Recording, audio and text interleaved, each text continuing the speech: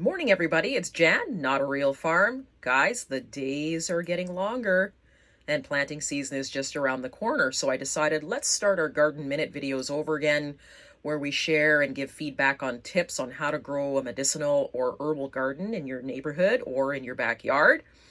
You're going to see me do a lot of these videos this year because we are creating a bigger medicinal garden. So I'll be taking each plant that I am growing with the seed and showing you how to grow them and what the uses of that plant are. So today, I thought we'd start out with a really great plant to have in your garden, and that is ginger. Now, some of you might actually be saying, I don't really have the weather to grow ginger because ginger is a tropical plant and it really likes a lot of heat. Now, we obviously do get the heat, but our growing season is super short, and this is where you can actually grow your ginger in a planter and you can bring it in the wintertime if you have really cold winters like we do. Now, if you are going to be choosing ginger and you do decide that you want to try and sprout it from the store, you want to make sure that you're going to look for something that is a little bit healthy. Sometimes when we go into the store, we'll experience ginger that actually isn't organic, and that does happen quite a bit. And it does have a growth inhibitor on it. So one of the first tips that I have for you is if you are getting something that isn't organic, try to soak it for a day or two so you can actually try to remove some of the chemicals before you try to start to sprout it. For some of you that would like to see what the growth inhibitor does, the growth inhibitor will prohibit any of the nodes actually coming out for transport, for whatever they do this for. So you will not get any nodes normally on something that is sprayed. Let's see if there's one here. Yeah, so this side has some on it as well. You can see here where the node would normally be. That's where the growth inhibitors put on. This one for sure.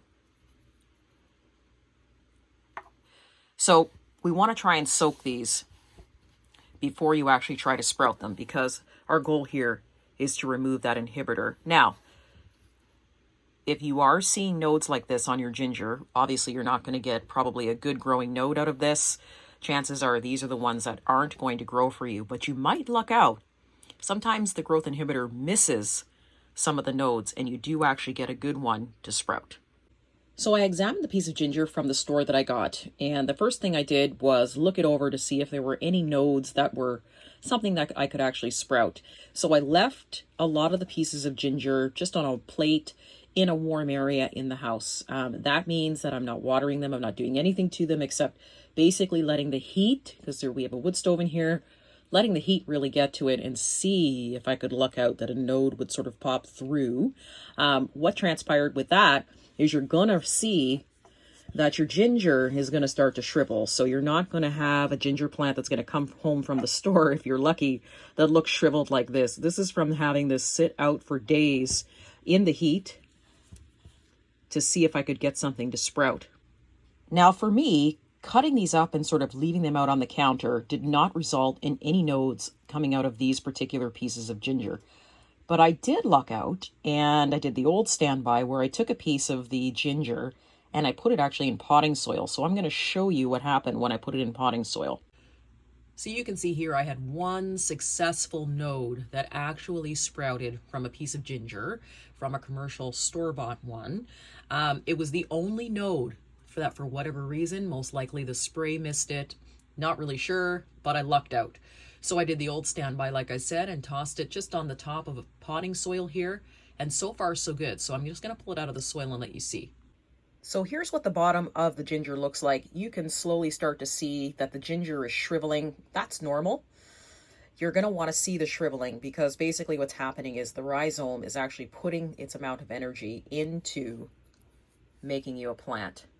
So this is what my piece of ginger looks like. It's already starting to get green. It was a very, very tiny node. I wasn't really sure if I was really going to get anything from it, but you can already see that we have successfully sprouted this. So this is going to sit now in a planter and it's going to go into the greenhouse. What I'd also like to point out here too is that the piece of ginger that I did slice has now healed. So basically what's happened is it will actually start to heal itself on the piece that you've sliced off in order to grow this node out in the plant.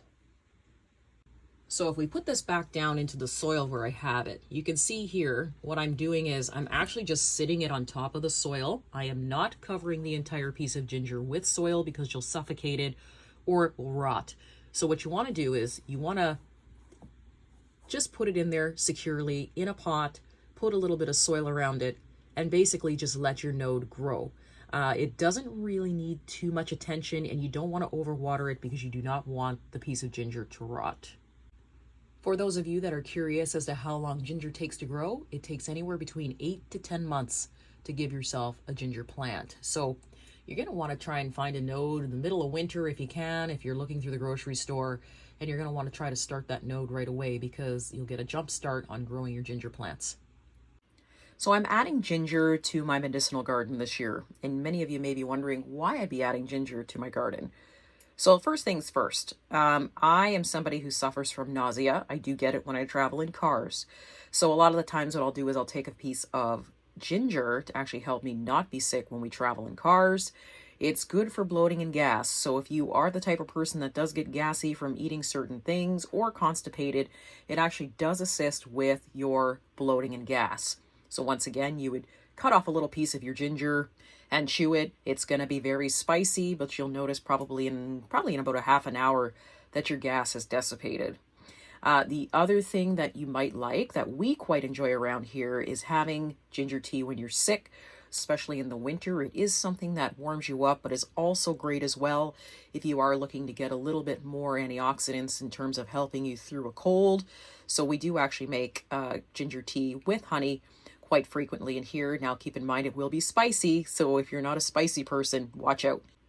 On a creative note, if you are the kind of person that likes to make ginger ale or ginger beer, as opposed to actually trying to buy it from the store, this is a great way to learn how to do it with real ginger. And I can tell you that having ginger ale and ginger beer from your own ginger plant is way different than what you see at the store. That's it for me today, guys. Thank you for joining us along our ginger journey. We will be posting and keeping you up to date as to how long this plant took to grow and if it was successful.